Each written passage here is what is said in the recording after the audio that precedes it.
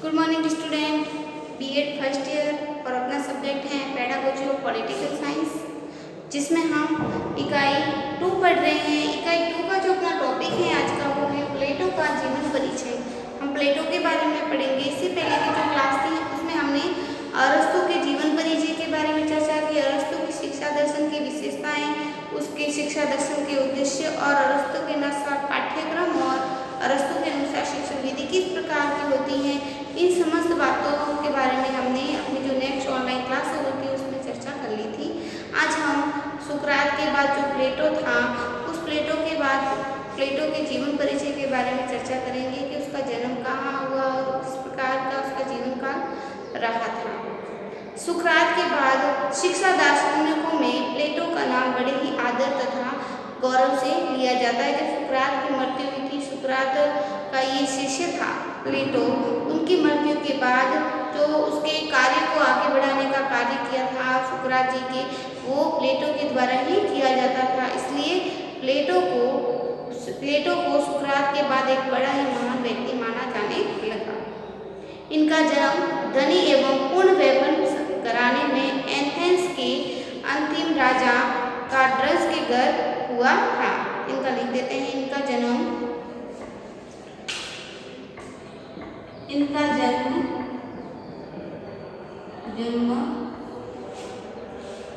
धनी तथा पूर्ण वैभव संपन्न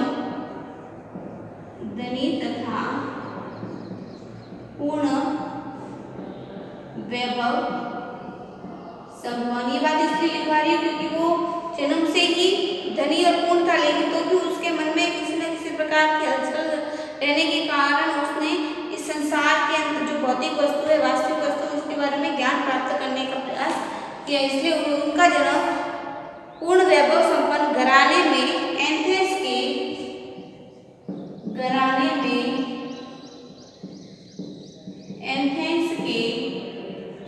उनका जो नगर था उस एथेंस के अंतिम राजा क्राइडिस के घर, एथेंस के जो अंतिम राजा था, अंतिम राजा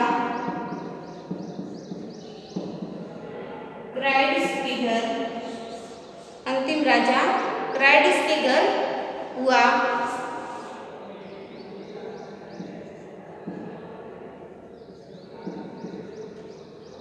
के घर 727 ईस्वी पूर्व, क्राइडिस के घर 727 ईस्वी पूर्व हुआ था। ईसा पूर्व हुआ। तो एथेंस का जो अंतिम राजा था क्राइडिस, उसके घर में इसका जो जन्म हुआ था।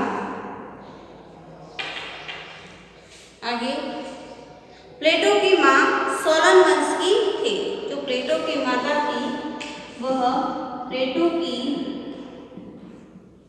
माता सोलन वंश की थी। प्लेटो की जो माता थी वो सोलन वंश से मानी जाती थी, इसलिए वह भी धन तथा वैभव से परिपूर्ण घराना था। उस समय जो सोलन वंश था वो भी धन तथा वैभव से पूर्ण परिपूर्ण घराना था, अर्थात प्लेटो राज घराने का शाही बेटा माना जाता था। राजनीतिक घराने के कारण प्लेटो को सब कुछ अपने पिता अरिस्टस से प्राप्त तो हो गया था, किंतु प्लेटो धन संपदा तथा राजसी ठाट बाट के कारण लोकहित सोच से परिचित नहीं हो सका। युवावस्था आते आते मानसिक उथल पुथल ने प्लेटो को झकझोर दिया। प्लेटो का शासन निर्दयी शासकों के सानिध्य में आ गया। सुकरात के साथ निर्दयी व्यवहार में उन्हें शासकों का जो हाथ था, इस घटना से प्लेटो व्यथित हुआ। वह युवावस्था में सुकरात के संपर्क में आया। जब वह युवावस्था का हुआ, वह युवावस्था में सुकरात के संपर्क में आया। जब वो युवावस्था में आया तो वो सुकरात जो था, जो इनका शिष्य माना जाता था, उनके संपर्क में आया और उसने सुकरात के दर्शन तथा गुरुता में अपनी आस्था को विलीन कर दिया तथा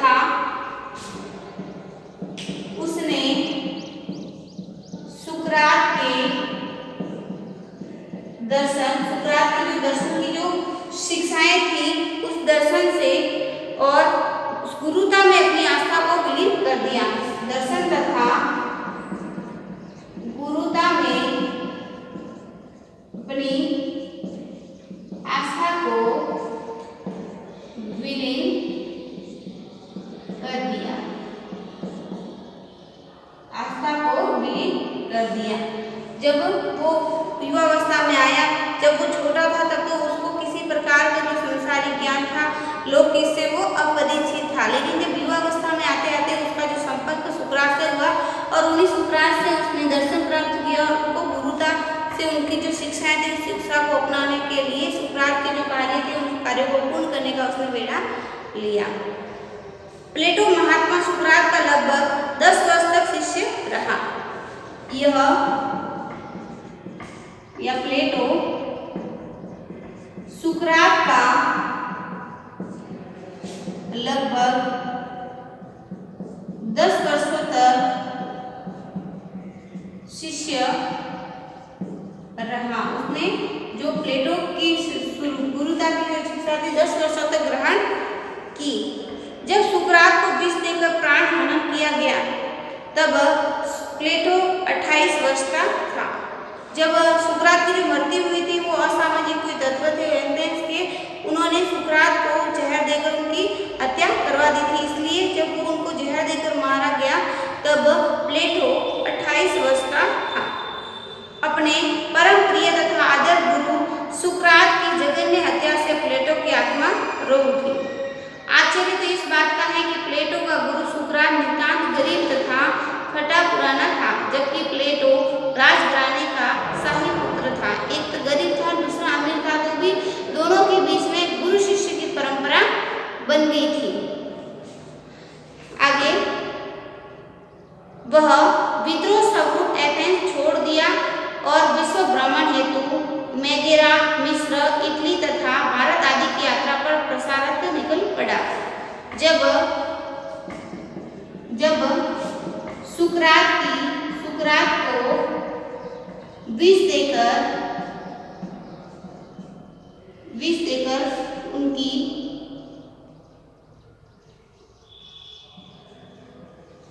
हत्या की गई तब मात्र प्लेटो मात्र 28 वर्ष का था और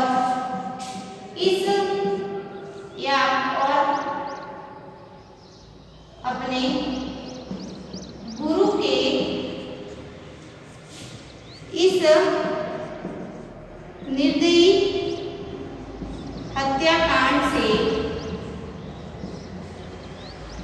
वह बहुत दुखी हुआ और उसने एथेंस नगर को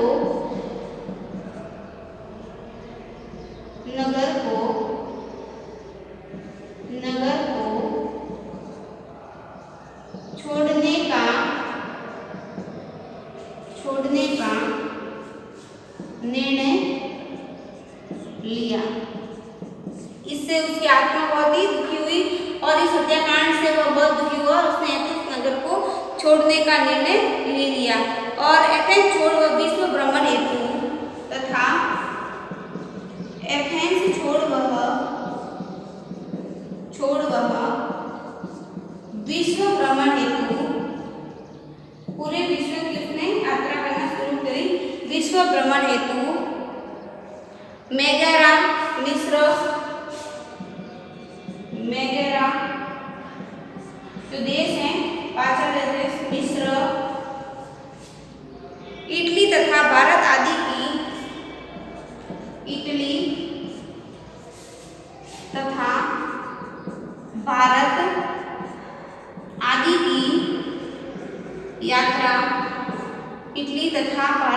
की यात्रा पर दर्शन के प्रसारार्थ निकल पड़ा। आदि की यात्रा के दर्शन के प्रसारार्थ निकल पड़ा।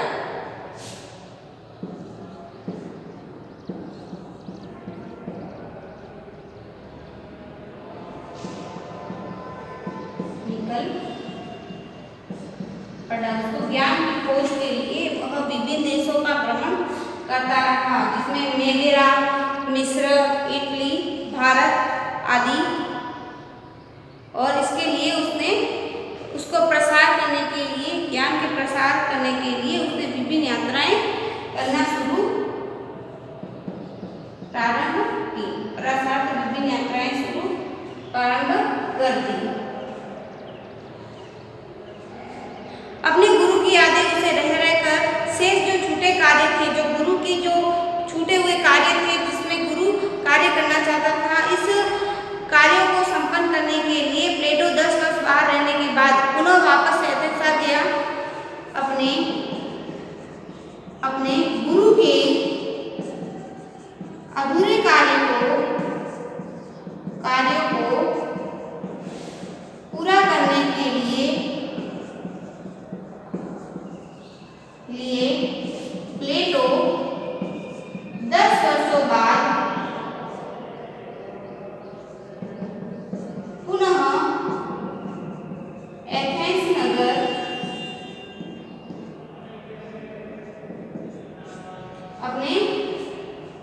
अपने गुरु के अधूरे कार्यों को पूरा करने के लिए प्लेटो 10 वर्षों बाद पुनः एथेंस नगर लौट गया। यह एथेंस नगर वापस आ गया और वहां उसने एक एकेडमी की स्थापना की और वहां उसने एक एकेडमी की स्थापना की और वहां उसने एक एकेडमी की स्थापना की और वह एकेडमी प्लेटो द्वारा लगभग 40 वर्षों तक शिक्षा का प्रसार के लिए कार्य करती रही। और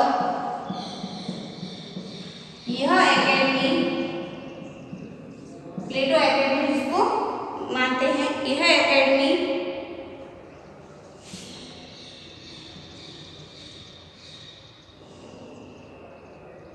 लगभग 40 वर्षों तक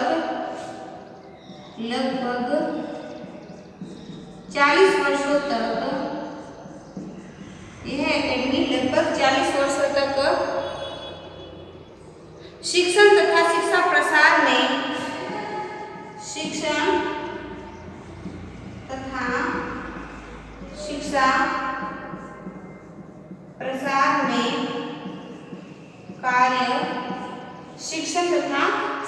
प्रसार में कार्यरत रही।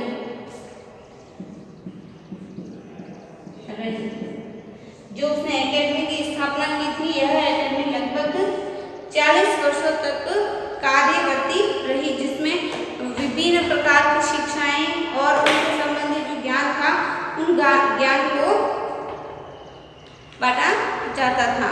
अब प्लेटो की कुछ रचनाएं थी, उस रचनाओं के बारे में हम कल की जो क्लास है उसमें चर्चा करेंगे कि प्लेटो द्वारा प्रतिपादित कौन कौन सी रचनाएं थी, उसने कौन कौन से अपने